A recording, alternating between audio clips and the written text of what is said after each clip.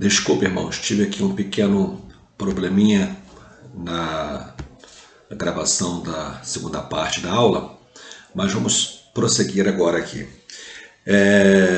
Ato seguido, o oficiante pedirá à mãe da moça que coloque a aliança no dedo correspondente da mão direita do rapaz e, em seguida, pedirá que o pai do rapaz ponha a aliança no dedo e na mão correspondente da moça.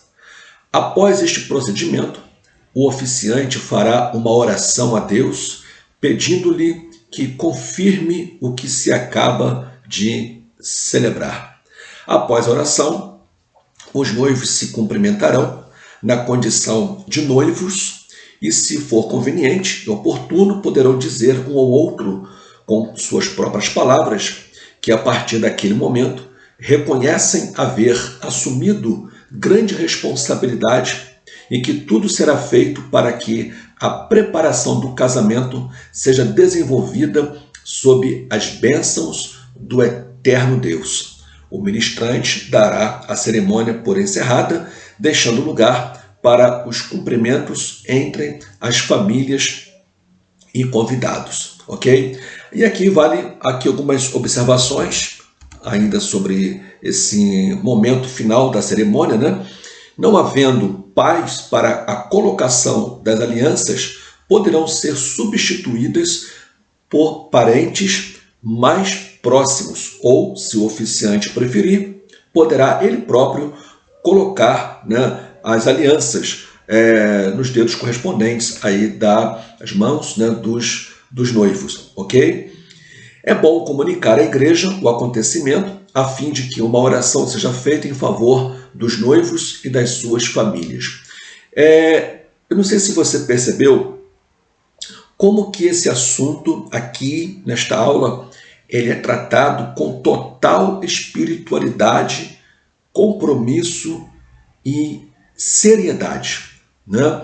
Então, existe o fator espiritual, existe a questão do comprometimento e a questão da seriedade que o noivado ele é tratado. Então, não diz respeito aqui a um acontecimento qualquer. Não diz respeito aqui a uma cerimônia qualquer sem nenhum valor. Muito pelo contrário, tem grande valor sim. E podemos dizer que o noivado é a chamada antessala do casamento. Cabe então o oficiante, o ministro que vai oficializar aquela cerimônia, dar a este ato o valor que ele merece, ok? Cerimônia de 15 anos, ou celebração de 15 anos. É um costume que virou uma prática, né, entre nós, por ocasião dos 15 anos da moça, realizarmos uma cerimônia especial no templo, com os convidados, enfim, com todo aquele aparato que já conhecemos, para se prestar a Deus um culto de gratidão. Bem, é uma data especial, é uma data marcante e que precisa também ser levada em consideração a sua seriedade, né, a beleza do ato em si, tudo que envolve, e ao mesmo tempo, meus irmãos, se tratando de uma celebração cristã, então espera-se que todo o cuidado, né, seja levado a sério por ocasião dos atos que ali serão oficializados, ok? Serão oficiados, né? Serão praticados. Então, algumas situações são importantes.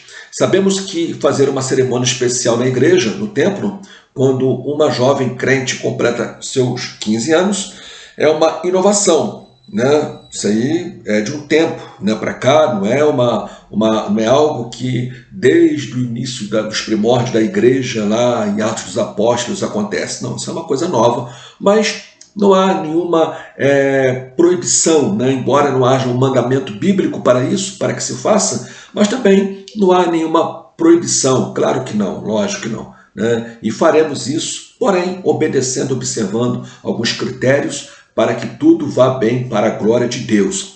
Então, algumas coisas são muito importantes. Primeiro, que se entenda que a cerimônia é um culto que está sendo prestado a Deus.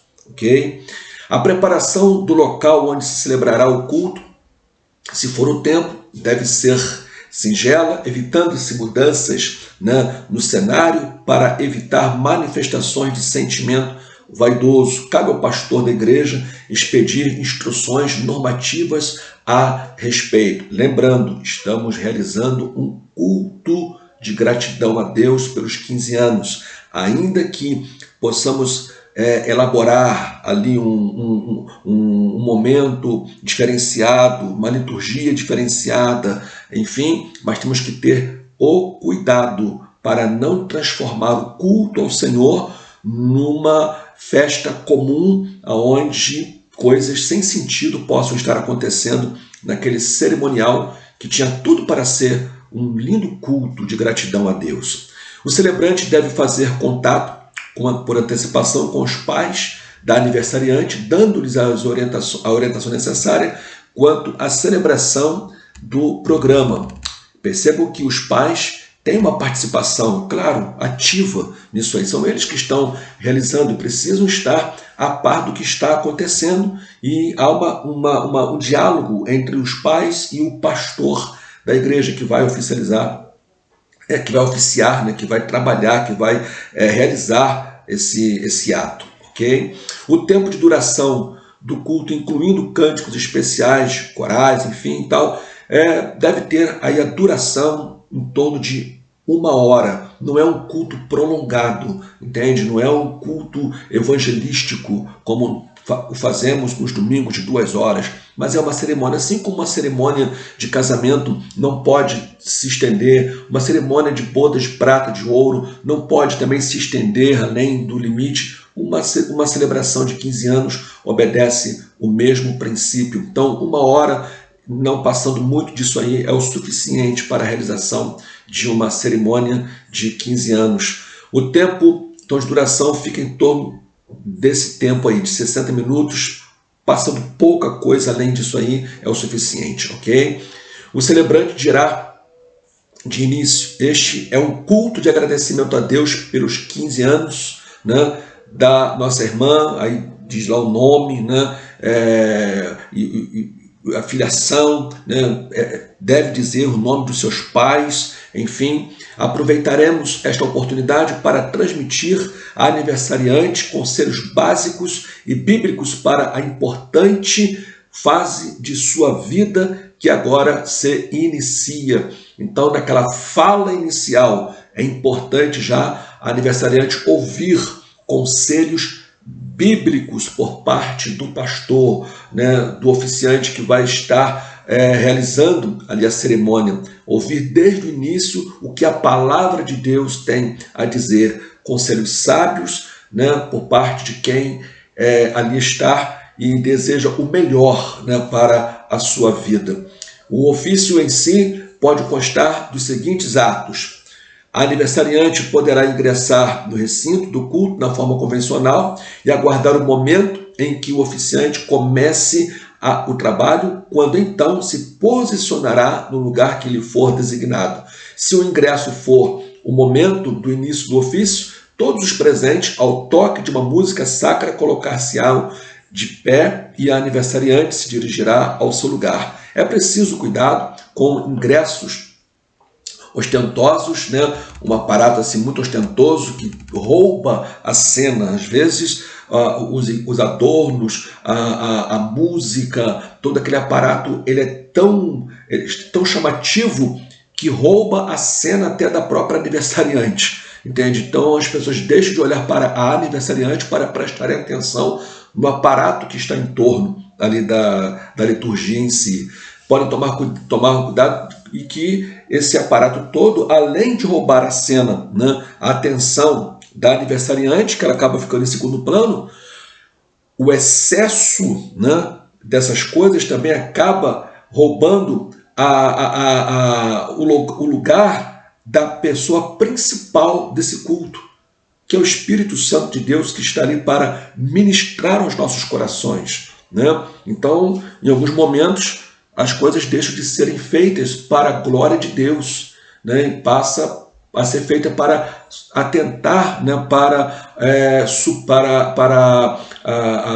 O cuidado com aquilo que está sendo apresentado, né?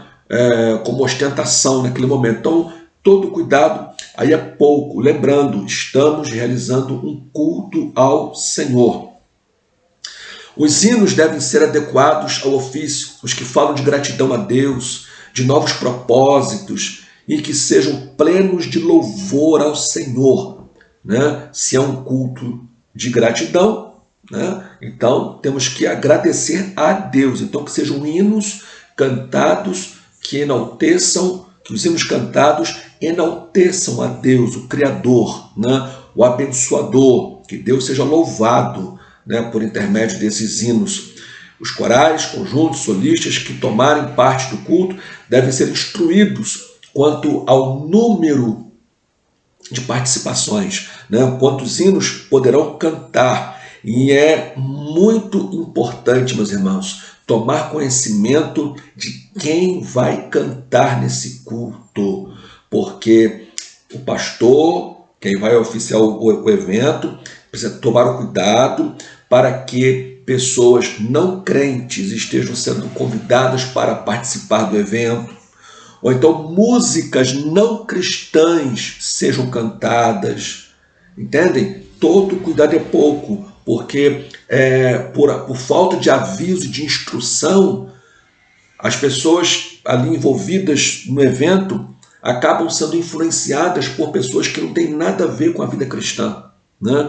E no afã de quererem ser ajudadas por esses organizadores de eventos, às vezes trazem para o nosso seio cristão, né, pessoas e músicas que acabam promovendo constrangimento entre nós. E aí depois que soltar o playback e começar a cantar, é tarde demais. Então é importante dar esse tipo de instrução, né, ter esse cuidado, saber quem vai participar, para que não se comprometa o culto que é prestado ao Senhor. O oficiante, então, proferirá algumas palavras introdutórias e mencionará a pessoa da aniversariante, procurando destacar, sobretudo, o seu porte cristão.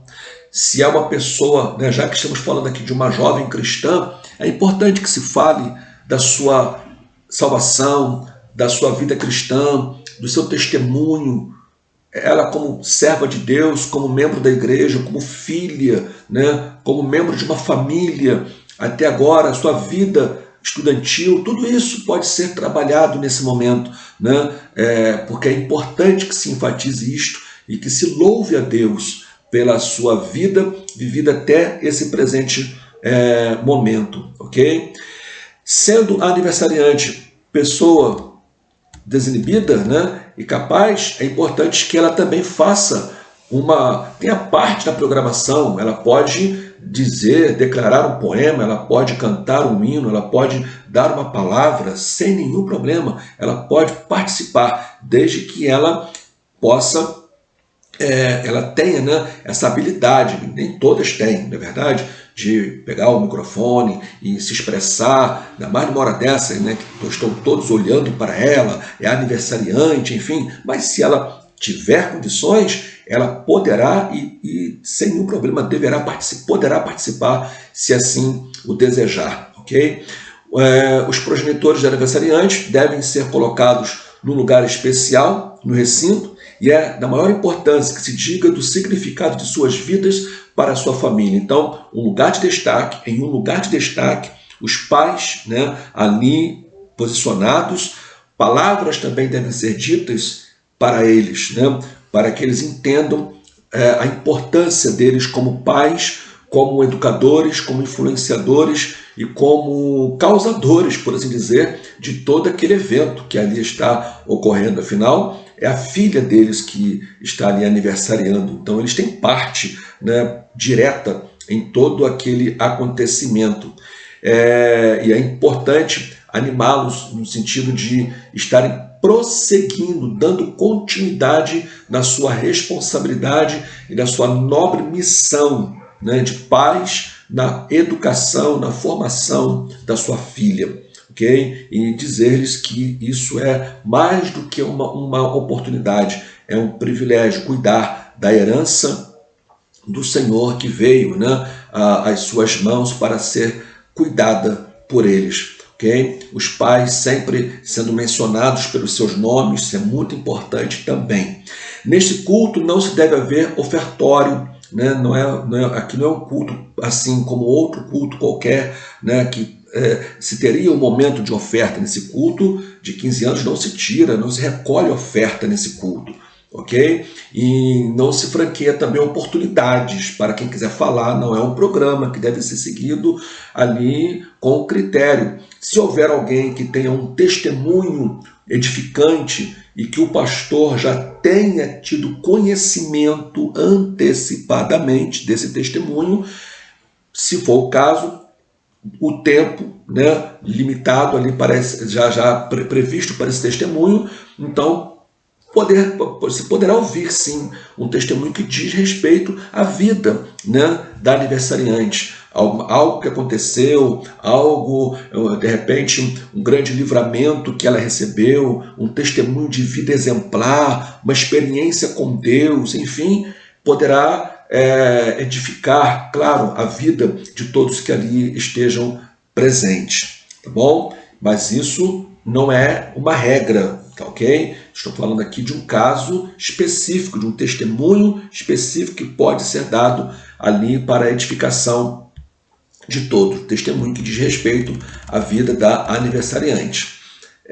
A mensagem deve ser curta, objetiva, não desprezando o tema central de toda a mensagem bíblica, que é Jesus. Toda a mensagem nós podemos e devemos enfatizar o personagem central da Bíblia, que é Jesus Cristo, né? E fazer entender a essa jovem que o segredo de uma vida abundante é permanecer aos pés do Senhor, é permanecer servindo a Deus, levar a sério o que o sábio diz lá no livro de Eclesiastes, capítulo 12. Lembra-te do teu Criador nos dias da tua mocidade. Lembrar ali não é só ficar tendo uma lembrança, né? Eu lembrei, não. É lembrar no sentido de dedicar-se a Ele. Lembrar no sentido de servi-lo de todo o coração, consagrando a sua adolescência, depois a sua juventude ao Senhor. Então, é oportuno dizer isso, ok? Fim da preleção do oficiante, o público se colocará de pé e a aniversariante se ajoelhará. Nesse momento se fará uma oração a Deus de agradecimento, ao mesmo tempo intercessória pela vida da jovem. O ato encerra-se com a bênção apostólica, que bem pode ser proferida da seguinte forma: a graça do Senhor Jesus Cristo e a comunhão do Espírito Santo e o amor de Deus seja com, aí diz o nome da aniversariante, e todos os salvos em Cristo desde agora e para sempre. Né? Uma sugestão aqui. Alguns cuidados. Evite-se a formação de pares, né, casais. Isto não é bom no seio da igreja, pois dá uma feição puramente social ao evento. Evitem-se simulações de casamento, ok? Porque não é um casamento. Então, estaremos apregoando ali uma mentira, ok? E pode produzir insinuações sensuais, pelo que deve ser evitado para que a bênção de Deus flua livremente. Use-se linguagem descontraída, porém séria, pura e honesta em todos os momentos da solenidade. Afinal, uma data de 15 anos não acontece duas vezes, é uma única vez. Então façamos tudo da melhor maneira possível, lembrando, estamos na presença de Deus realizando um culto de gratidão ao Senhor e que tudo seja feito para a glória de Deus. Amém? Bem, um outro culto que eu quero falar com os irmãos é um culto que eu tenho certeza que é o único culto que nenhum obreiro tem o desejo de realizá-lo, que é o culto fúnebre. Embora não gostemos, não desejamos, mas é necessário, né? Este cerimonial, ele faz parte da nossa trajetória ministerial. E cabe aqui a gente observar alguns cuidados importantíssimos, né, a respeito desse culto chamado culto fúnebre. Em primeiro lugar, deve-se conhecer a condição espiritual e o testemunho da pessoa falecida, para evitar pronunciamentos inverídicos que possam criar constrangimento. Então, é importante aquele que vai fazer a cerimônia fúnebre, se ele não conhece a pessoa, se não é membro da igreja, né, uma outra pessoa, então ele foi convidado para realizar esta cerimônia, é importante, se possível, conhecer, né, a vida desta pessoa, como foi a vida dela, o seu testemunho, né, se tratando de um cristão, conhecer algumas informações básicas ali, da família, né, filhos, enfim, né, para que ele possa, na hora ali, dizer palavras verídicas acerca daquela pessoa, porque senão corre o risco dele enaltecer aquela pessoa, quando na verdade ela foi um péssimo exemplo para todos. E aí o oficiante fica mal visto na situação, né? Conta-se um caso de um pastor que estava oficiando uma cerimônia fúnebre e a viúva estava ali próxima ao caixão, e aquele pastor, né, no afã de querer amenizar o sofrimento de algumas pessoas ali presentes, começou a elogiar ali o morto, né, o falecido, dizer que ele foi um bom pai, que ele foi um bom marido, que foi um bom cidadão, e vários elogios. De repente a viúva levantou-se e foi até o caixão e levantou lá o véu e olhou bem para o rosto do falecido. E aí o pastor parou e perguntou o que estava acontecendo, né? Porque ela veio com um semblante meio que fechado. E aí ele perguntou o que estava acontecendo, o problema, e ela falou assim: não, eu estou só conferindo para saber se o senhor está falando mesmo do meu marido, porque essas palavras não condizem com ele. Olha só, né? Ou seja, ela conhecia a pessoa, ela estava ali porque era o marido dela, mas não merecia ele nenhuma palavra de elogios. E o pastor ficou numa situação de constrangimento. Então é muito importante, não sabendo detalhes, informações como estas acerca da pessoa, é bom que se não fale nada. Seja o mais objetivo possível.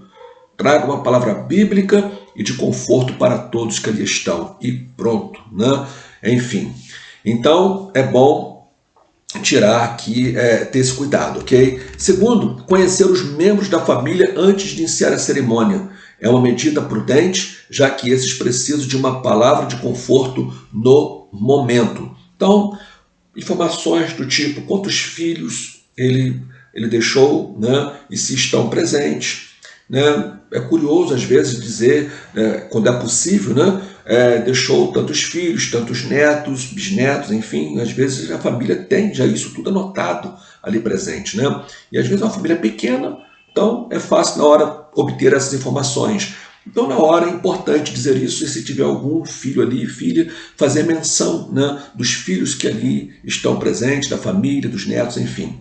Terceiro, deve o oficiante conhecer o local e o horário do sepultamento com segurança, ok? Isso é muito importante para não acontecer aqueles atropelos na hora do culto fúnebre, né? Errar o endereço, chegar atrasado, enfim, e aí uma situação tão delicada como é uma cerimônia de culto fúnebre pode ficar bem comprometida, ok? Passos a serem dados por ocasião de uma cerimônia fúnebre. Primeiro, comparecer ao local do sepultamento pelo menos 1 hora antes do sepultamento, da saída, né, para o sepultamento. Chegar no horário adequado, dar tempo de cumprimentar as pessoas que ali estão, né, falar com a pessoa, o cônjuge, ou ali que ali está, né, se é o caso, né, ou com a família, cumprimentar ali os familiares, né, dar uma palavra de consolo pessoal, né, para aqueles que ali estão, tudo com calma, com serenidade, para que então, depois, no horário oportuno, comece a cerimônia, ok? Então, chegar no horário apropriado, para que possa desenvolver tudo isso aí. Iniciar com uma oração, pedindo a Deus a sua graça para a cerimônia. E aqui é muito importante algo, meus irmãos, que se mantenha um tom de voz enquanto se dirigir uma cerimônia compatível ao momento. Não é hora de gritar, não é hora de pegar o microfone, orar alto, nada disso, né? Vamos respeitar o sentimento das pessoas que ali estão, orar com uma voz serena, uma voz tranquila, uma voz mansa, em tom baixo, né? Para que não haja nenhum desconforto naquele momento, ok? Começar dizendo o significado do ato, né? Depois da oração, que sendo de dor e tristeza pela separação do ser querido que partiu, é, no entanto, uma oportunidade para renovar a nossa memória quanto às promessas do Senhor nosso Deus, porque se trata de uma partida de um servo de Deus, nesse momento a nossa fé ela é também renovada, porque sabemos que aqueles que partem com Cristo, um dia com Cristo e para Cristo ressuscitarão, né? E viverão por toda a eternidade com Deus. Então é uma hora oportuna para nós falarmos da esperança da ressurreição, né? Daqueles que partem com a sua fé em Cristo. Se o testemunho deixado pela pessoa, objeto ali do ato fúnebre, foi um exemplo de fé e obediência do Senhor, torna-se isso causa de grande inspiração para quem oficia o ato, né? Quantas cerimônias fúnebres nós participamos em que a gente se alegra, né, pelas palavras de elogios, testemunho positivo, pelo testemunho positivo que aquela pessoa deixou para nós, o legado, o exemplo que aquela pessoa representou para todos nós. Então, naquele momento, é oportuno fazer menção disso aí, porque isso vai edificar vidas e contribuir para o consolo daqueles que estão ali mais próximos, chorando, né, a dor da partida daquela pessoa. Fazer a leitura bíblica da palavra de Deus, usando, dentre outros textos, aí algumas passagens bíblicas que falam sobre a ressurreição, né, dos mortos em Cristo, da nossa esperança, o que a Bíblia nos fala sobre aqueles que partem desta vida, mas com a esperança celestial. Feita a leitura, fazer uma breve explanação, né? Aqui não precisa ser uma explanação longa, de acordo com a inspiração que recebeu, mas com concisão e objetividade, usando tom de voz compatível, mesmo quando começou a oração, ok? Pregar um sermão suave, sereno, uma voz serena, para que todos possam ouvir, né? E sem serem ofendidos, né, pelo tom de voz com que alguém está ali querendo pregar, como se estivesse pregando numa praça pública, ok? Então, muito cuidado com isso, isso é muito importante. Se houver mais alguém para falar, né, deve-se ter em conta o fator tempo quando franquear a palavra. É recomendável que o oficiante estabeleça limite de tempo para cada um que vai falar, dependendo da pessoa, né, que partiu. Há de se esperar que se tenha ali muitas pessoas que vão prestigiar a família, né, dar ali a sua palavra de consolo, de conforto, né, naquele momento final. Então é necessário, é importante que a pessoa possa ser orientada quanto ao tempo que lhe será disponibilizado, ok? Então são assim informações importantes que nós precisamos observar. Bem, existem também algumas informações importantes sobre isso, com relação, por exemplo, os cânticos, né, só deverão ser executados com a autorização da família enlutada. Isso é muito importante, ainda que seja um culto fúnebre de um cristão.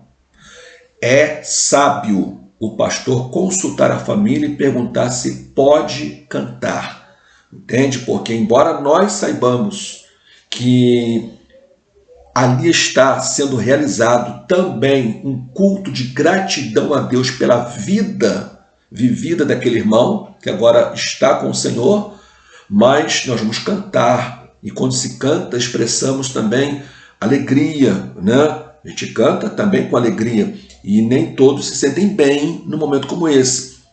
Há de se esperar que, sendo uma família cristã, ela vai autorizar o louvor, mas é necessário consultar a família e pedir permissão, né? Perguntar se é possível, se é permitido os cânticos serem executados naquele momento, ok?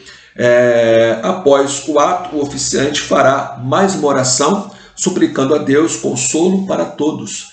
E em se tratando da passagem de um fiel servo de Deus, deve-se agradecer ao Senhor o tempo que ele passou entre nós e pelos exemplos de fé que nos legou. Como eu disse, é um culto fúnebre?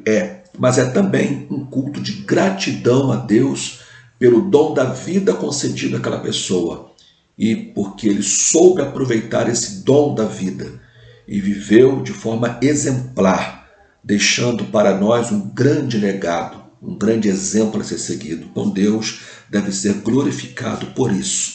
Amém, meus irmãos? Após esta oração, o oficiante dirá: está concluída a cerimônia e a condução do sepultamento fica a critério da família. Então, dali em diante, a família tomará todos os procedimentos, né? E o pastor, claro, poderá ficar apenas para assessorar em alguma situação e a sua presença até ao local lá do sepultamento, ao cemitério, ele podendo ir. É muito bom a sua presença ali, ao lado da família, nos últimos momentos, né, podendo estar ao lado, né, do cônjuge, se for o caso, né, ou então dos pais, ou do filho, enfim, do irmão, para dar uma palavra, um abraço. A presença pastoral, nesse momento, ela é muito importante. Em alguns casos, né, não em todos, cabe uma palavra na hora lá em que vai fazer o sepultamento, né? Embora não seja necessário, toda a palavra já foi dita, né? Por ocasião do culto fúnebre, mas pode acontecer de chegar lá na hora, a pedido da família, né? O pastor poderá fazer ali uma oração ou deixar ali uma última palavra. Fica a critério da família que vai solicitar, ok? Enfim. Então, agora, tem uma outra situação quando nós somos convidados para fazer uma cerimônia de uma pessoa não crente. Como proceder? Porque até então estamos falando de um servo de Deus ou de uma serva de Deus. Mas e quando se trata de uma pessoa que não é crente, né? Bem, aproveitamos a oportunidade, não negamos, nós vamos lá e vamos fazer a cerimônia, sem nenhum problema. Mas vamos aproveitar a oportunidade para falar, para enfatizar a realidade daquele fato. Ou seja, que todos aqueles que hoje vivem, mais cedo ou mais tarde, passarão por aquela experiência, a experiência da morte. E aí a grande questão é: estamos nós preparados? E aí vamos enfatizar a necessidade do nosso preparo espiritual para enfrentarmos essa hora difícil, que é a morte, a hora da morte. A hora que nós não queremos. Dependesse de nós, viveríamos para sempre, não é verdade? Mas, mais cedo ou mais tarde, se Cristo não voltar até lá, todos haveremos de morrer. A questão não é partir, a questão é para onde iremos e aonde passaremos a eternidade. Então, nesse momento, é fundamental enfatizar a necessidade de uma preparação espiritual, a pessoa ter Cristo como seu Senhor e como Salvador, para quando chegar esta hora, ele estar preparado. Então, isso é um lado. Uma outra questão: não se fala acerca da situação do morto. Se ele foi para o inferno ou se foi para o céu, não entre nesse caminho, ok? Não entre nesse assunto. Você não está ali para ser juiz dele.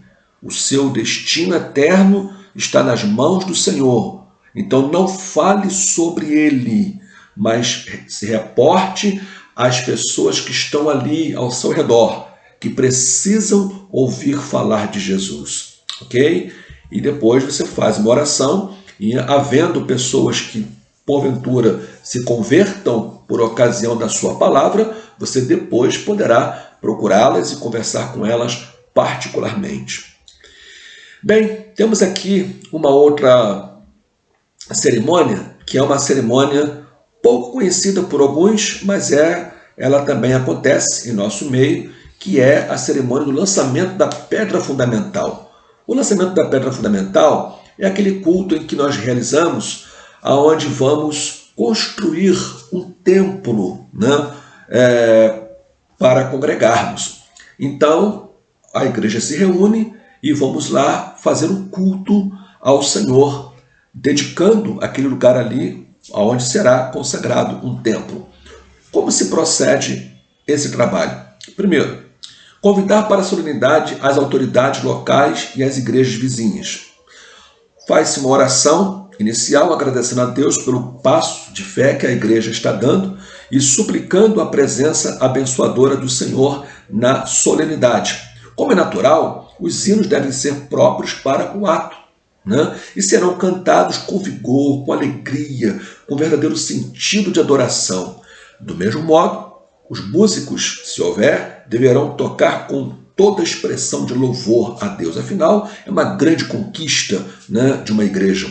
Após os louvores, será lido o texto oficial do culto, que pode ser, entre outros, o encontrado em Gênesis 28, versículos 20 a 22, por exemplo, né, e tantos outros que possam ser indicados. Após se fará outra oração.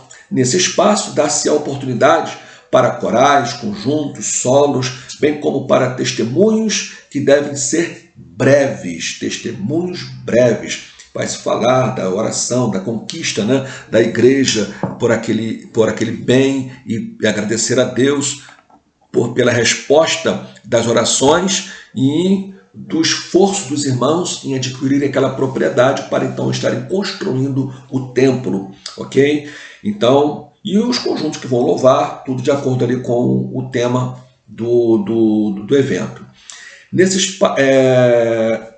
O oficiante, após as oportunidades concedidas, entregará uma breve mensagem reforçando o que se tenha dito sobre a finalidade da reunião.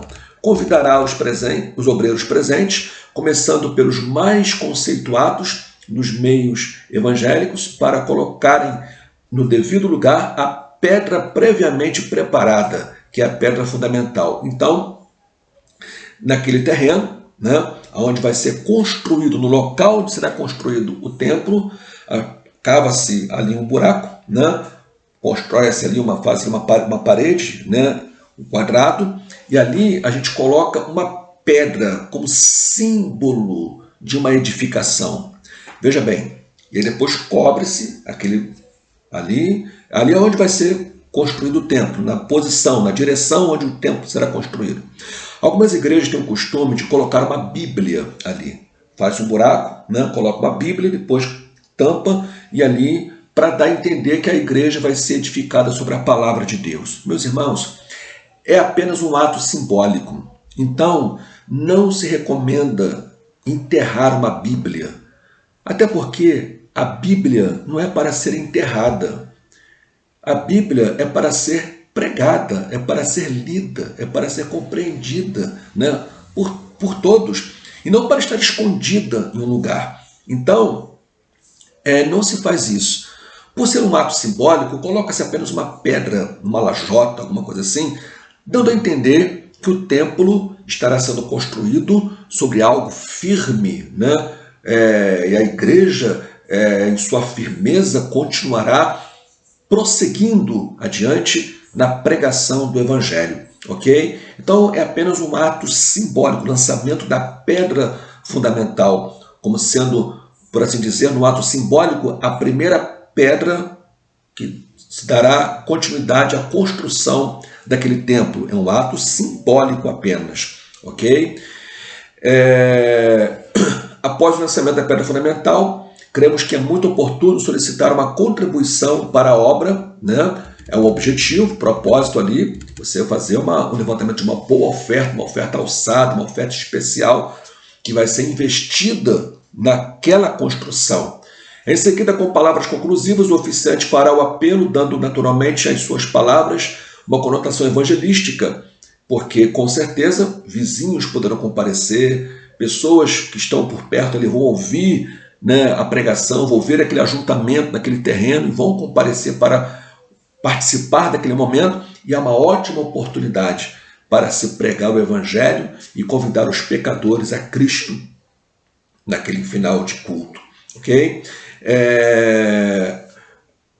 Com uma oração, concluir-se-á o trabalho, havendo antes anunciado o início da obra, a fim de que o ânimo do povo continue aceso para a glória de Deus.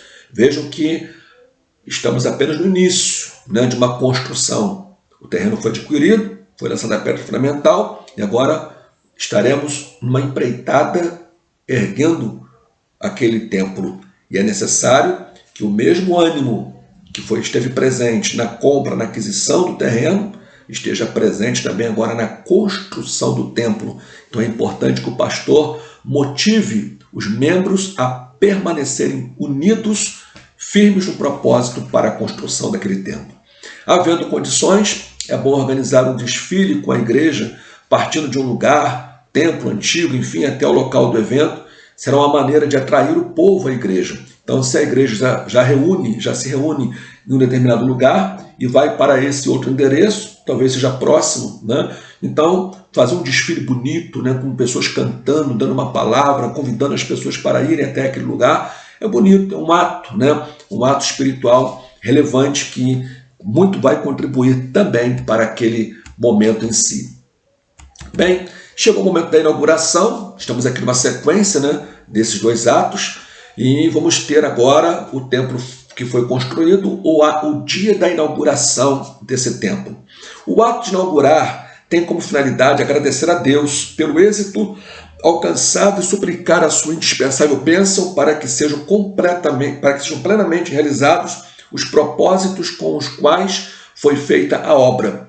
Um sem número de coisas podem merecer um ato inaugural: templos, casas, escolas, hospitais, fábricas, asilos, orfanatos, estradas, praças, monumentos, enfim, muita coisa a gente constrói e inaugura, não é verdade? Com uma solenidade, seja ela simples ou sofisticada. Ao se inaugurar prédio para que se destine ao serviço sagrado, como um templo, o ato se reveste de maior importância pelo sentido espiritual que se encerra. Veja que nós não estamos inaugurando uma igreja, porque a igreja já foi inaugurada por Jesus, que somos nós, mas estamos inaugurando um templo onde uma igreja vai se reunir. Então, espera-se um sentimento espiritual em torno daquilo ali, né, do que vai acontecer.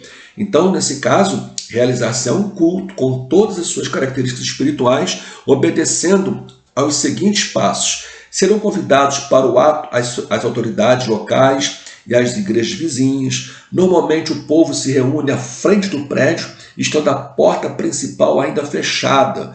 Todo o povo reunido lá de fora, a porta fechada, uma fita, né, que atravessa a porta principal do templo, né, enlaçada, até o momento marcado em que aquela fita será desamarrada ou cortada, e aí o povo adentrará ao templo. No horário marcado, o oficiante iniciará as solenidades com oração. Depois da primeira oração, o oficiante então dirá em breves palavras sobre a finalidade do ajuntamento e serão cantados louvores, não muitos. Após será lida uma porção das Escrituras, o texto deve ser consoante com a solenidade. Após, então, a cerimônia da fita, estamos ainda à porta do templo, né? Que é a chamada cerimônia da fita, onde a fita será cortada para que o povo possa entrar.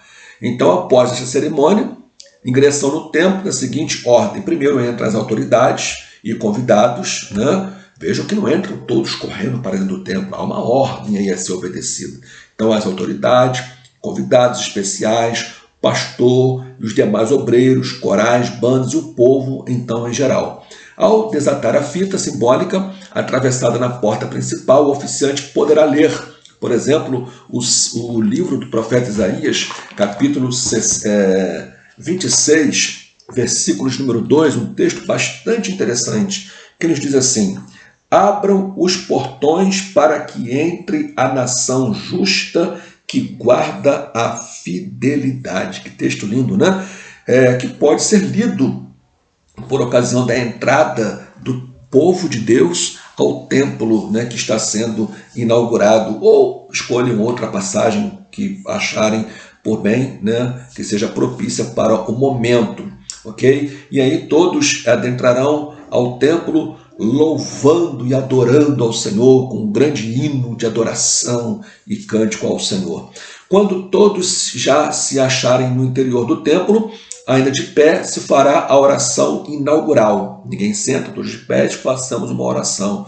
Após este ato, seguir-se-ão as apresentações, as saudações e continuará o culto, ok? O oficiante, geralmente, o pastor da igreja, distribuirá os trabalhos com muito equilíbrio, cuidando para não dilatar descomedidamente o tempo de duração, né? Porque temos um tempo para começar e para terminar, especialmente se ainda houver algum trabalho para o mesmo dia e por respeito aos convidados, que muitas vezes não pode demorar demasiadamente.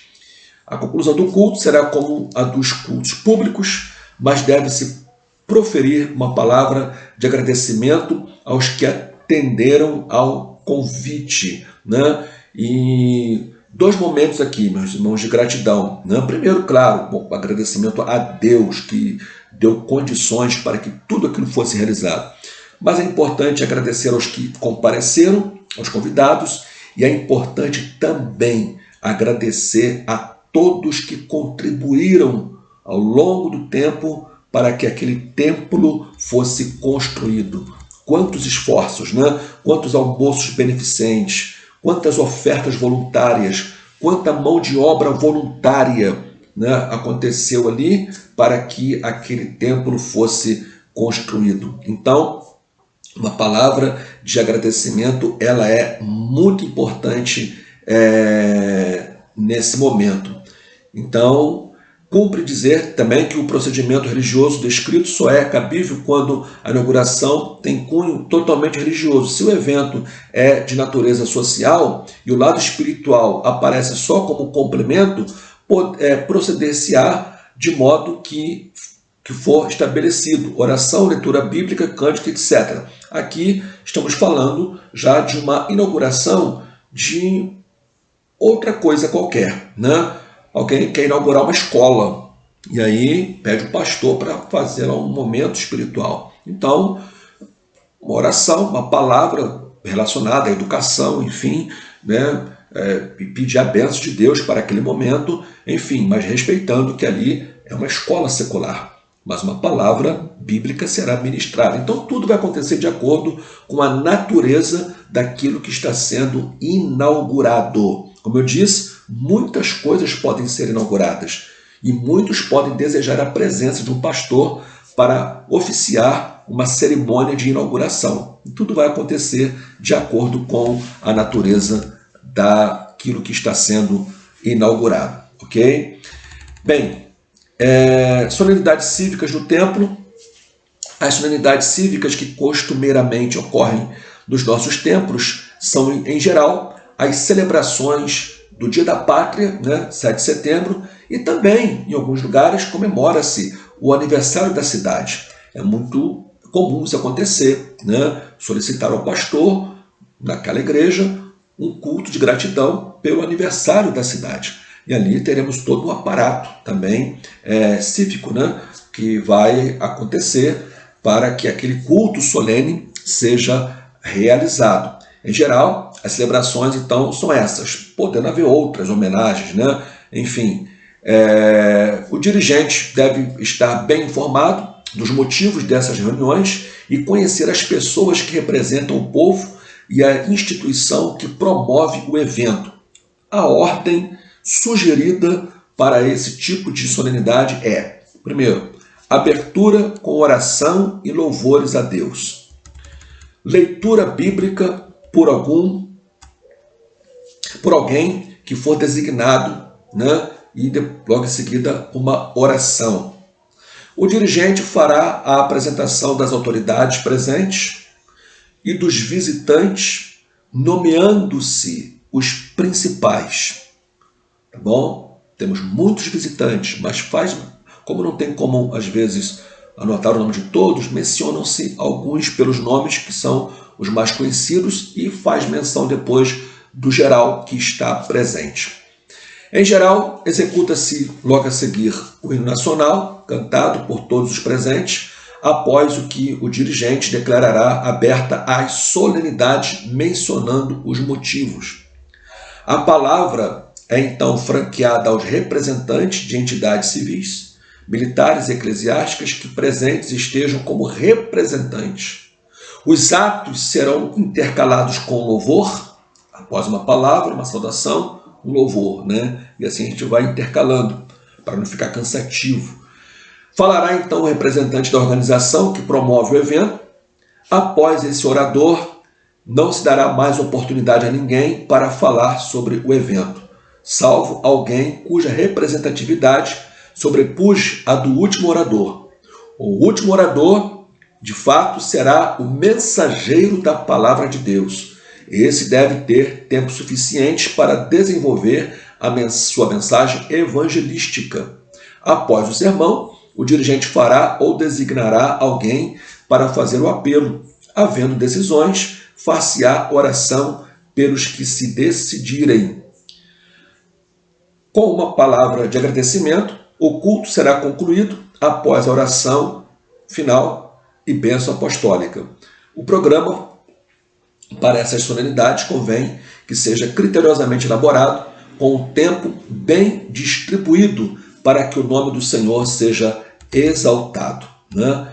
Bem, agora nós vamos para o último ato, né, litúrgico da nossa matéria, que é a bênção apostólica. Não poderíamos terminar de modo diferente, né? Temos que terminar com a bênção apostólica. Impetrar a bênção apostólica, meus irmãos, ao término de cada ofício sagrado, é uma prática já consagrada por muitas igrejas. Nós, na Assembleia de Deus, por exemplo, observamos essa prática e muitos irmãos de muitas denominações a observam. Alguns não observam, né? Até porque não existe na Bíblia um mandamento para isso, tá bom? Nós não impetramos a bênção apostólica porque é um mandamento, mas sim porque nós achamos ser um bom costume, um bom princípio. E também porque existe na Bíblia bênçãos sendo impetradas, bênçãos sendo dadas, né, em situações específicas e também em textos bíblicos. Então, não há nada de errado, ok?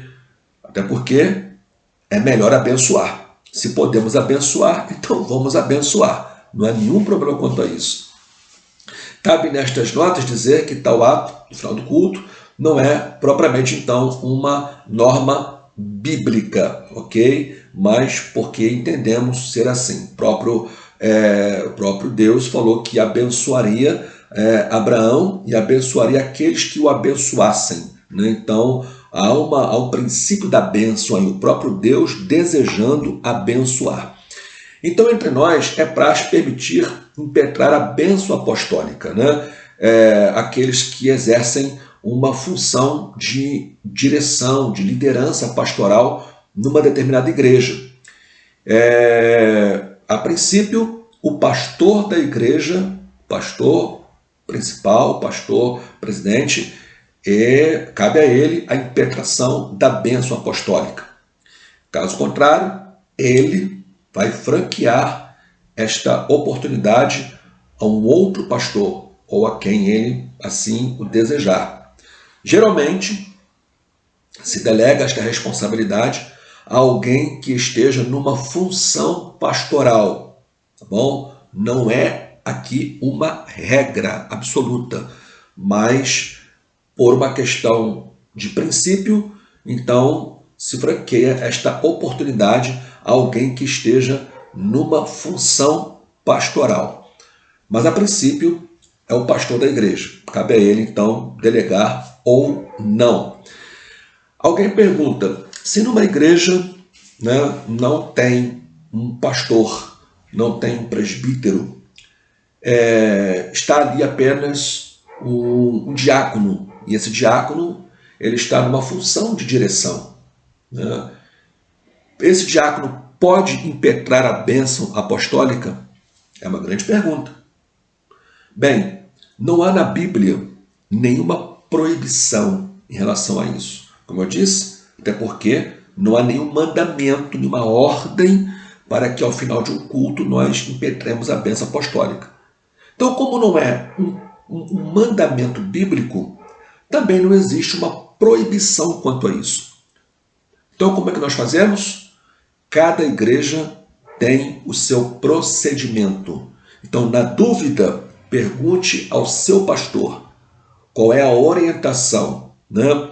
Eu entendo que se há alguém ali numa função pastoral, então lhe é permitido impetrar esta bênção sem nenhum problema.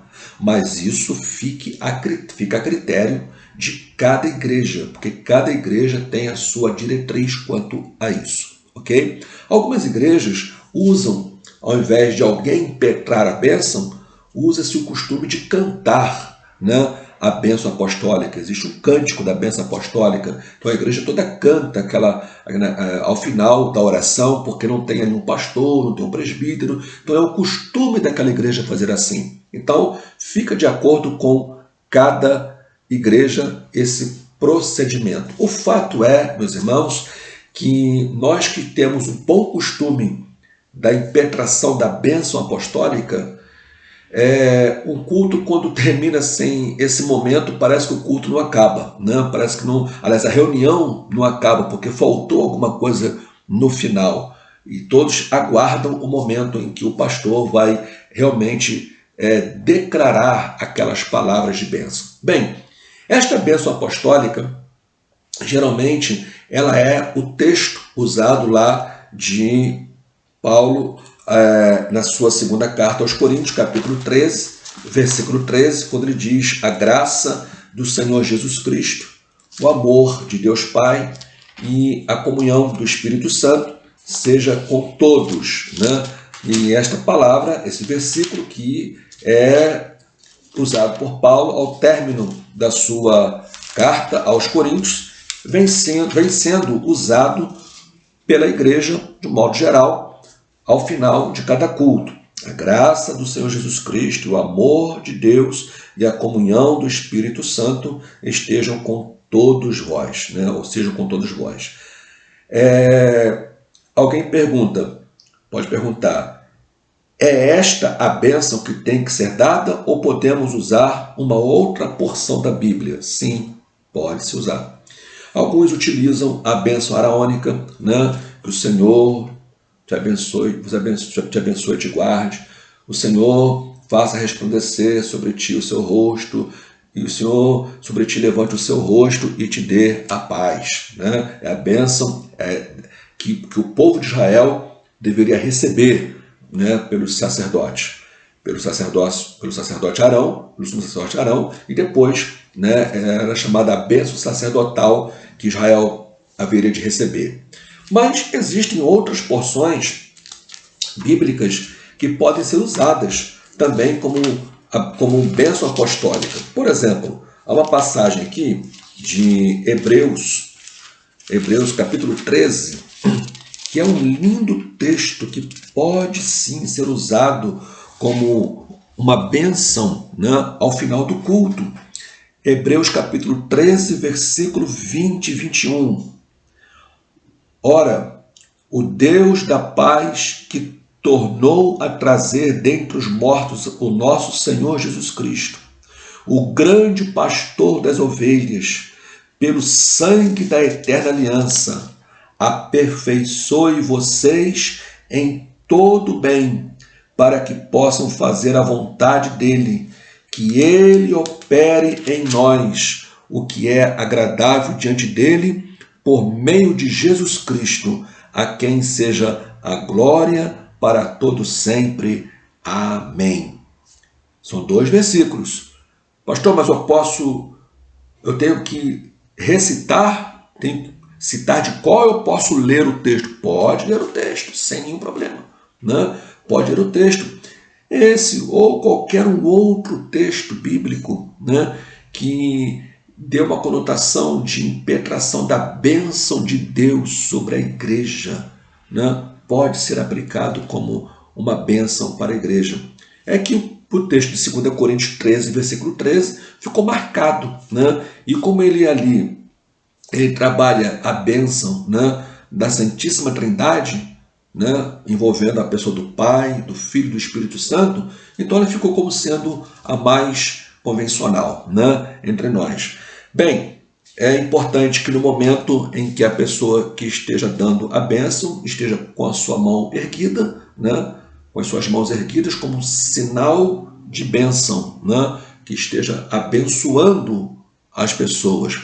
Há um costume na igreja em que, quando se recebe a bênção apostólica, as pessoas fazem assim com a mão, num ato simbólico de quem está recebendo.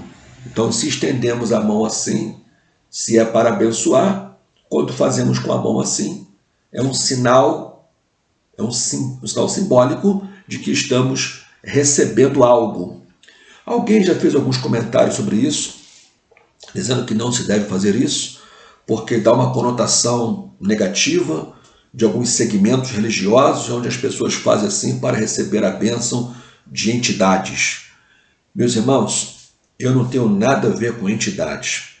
Se eu estou num lugar e o pastor estende a mão para abençoar, e se eu estendo a mão nessa posição para receber, eu estou ali no ato simbólico recebendo a bênção do meu Deus e não de entidades. Então, eu não defino a minha vida certo ou errado por aquilo que lá nas entidades acontece. Eu defino a minha vida a partir do meu relacionamento com Deus. Então, não é porque lá eles cantam que eu vou deixar de cantar. Não é porque lá eles batem palma e agora eu vou deixar de bater palma. O que eles fazem, eu vou fazer o contrário. Não. Eu não tenho nada a ver com eles. Entende? Então, eu estou dizendo isso porque possivelmente alguém já tenha ouvido essa palavra. Okay? Que não se deve estender a mão assim porque não é um bom costume, porque pessoas que servem lá nas trevas fazem isso lá para receber o passe lá de alguém lá. Eu não tenho nada a ver com a história deles. Então nós fazemos assim, com reverência, com temor, como que recebendo algo que está vindo da parte de Deus, ok? Porém, como não é também um mandamento bíblico para se fazer isso ou para deixar de fazer, faça conforme a tua consciência. O importante é que você esteja sendo abençoado e abençoada por Deus naquele culto, ok? Meus irmãos, concluindo, a Bíblia apresenta a questão do culto de Gênesis a Apocalipse, das ofertas de Caim e Abel até a adoração dos seres celestiais. A Bíblia é um manual geral de culto, né? No transcorrer da história bíblica, Deus vem ensinando o seu povo a cultuá-lo. No Velho Testamento, as formas exteriores do culto eram as mais enfatizadas. Percebemos que elas tinham um objetivo didático a fim de trazer à percepção humana realidades espirituais. No Novo Testamento, a utilização de tais recursos fica reduzida a um número bem pequeno. Na Nova Aliança, o culto é, antes de tudo, uma forma de vida. Seja o comer, o beber, o falar, tudo deve ser feito para a glória de Deus. Por isso que nós encerramos uma reunião, mas não acabamos com o culto, porque nós continuamos cultuando quando retornamos para a nossa casa. Quer comais, quer bebais, quer façais qualquer outra coisa, fazei tudo para a glória de Deus. A vida do crente tem que ser um culto constante. Não obstante, as reuniões da igreja, que chamamos de cultos, têm grande importância nesse contexto. Elas constituem o culto coletivo, oportunidade de comunhão e ensino. Sua ênfase é espiritual e não tanto ritual. Assim sendo, dependemos do Espírito Santo para realizarmos um culto aceitável a Deus. Em outras palavras, o culto verdadeiro é aquele cuja essência provém do próprio Deus e a Ele retorna. Amados, que Deus em Cristo vos abençoe rica e abundantemente. Terminamos aqui então mais uma matéria tão importante. Espero que, apesar desse método de ensino à distância, transmissão online, não seja equivalente, em sala de aula, porque muito do que eu falei aqui com vocês, com certeza em sala de aula seria diferente. Daríamos alguns exemplos, um modo bem direto ali em sala de aula, como proceder, gesticulando, enfim, apresentando com sinais visíveis, externos, o modo de fazer, enfim, coisas que não dá para a gente fazer aqui, faríamos em sala de aula. Mas eu espero que, na essência, vocês tenham absorvido a matéria. A apostila ela está bem desenvolvida, Boa parte eu li a apostila aqui para vocês, fazendo comentários sobre ela, e com certeza o aprendizado deve ter sido bom para todos vocês. Eu oro para que o que foi ensinado seja praticado, de acordo com cada realidade ministerial, observando sempre cada costume, cada regrinha de cada igreja. Naquilo que é essencial a gente não mexe, a gente não muda, mas naquilo que é secundário cabe sempre um ajuste, como eu sempre falei na matéria, que venha funcionar de acordo com as diretrizes de cada igreja local. Deus abençoe, eu estarei passando uma atividade para vocês e anunciando que, já anuncio também agora, que a partir da próxima semana iniciaremos a nova matéria, Novo Testamento 4. Estaremos estudando Hebreus a Apocalipse, tá bom? Hebreus a Apocalipse. Tendo em vista, meus irmãos, a dificuldade com professores nesse momento de pandemia para transmitir aulas online, e já tem um professor que já está dando aula em outro seminário lá presencialmente, e não são todos os professores que têm essa disponibilidade e essa facilidade para poder estar dando as aulas online, e eu tenho essa preocupação para que não se perca também conteúdo nessas transmissões. Então o número de professores reduziu bastante, que possam estar disponíveis para esse momento.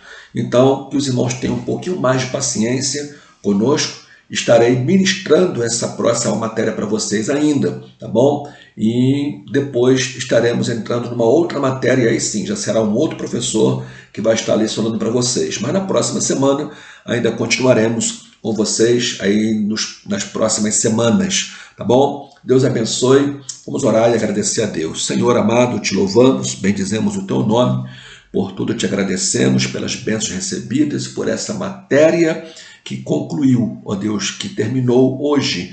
Te louvamos, ó Deus, te agradecemos pelo momento em que o Espírito Santo tem ministrado aos nossos corações, por esses momentos marcantes de ensino e aprendizado. Que os teus filhos que ouviram, que estão atentos àquilo que tem sido ministrado, possam, meu Deus, colocar em prática em suas vidas, no seu dia a dia.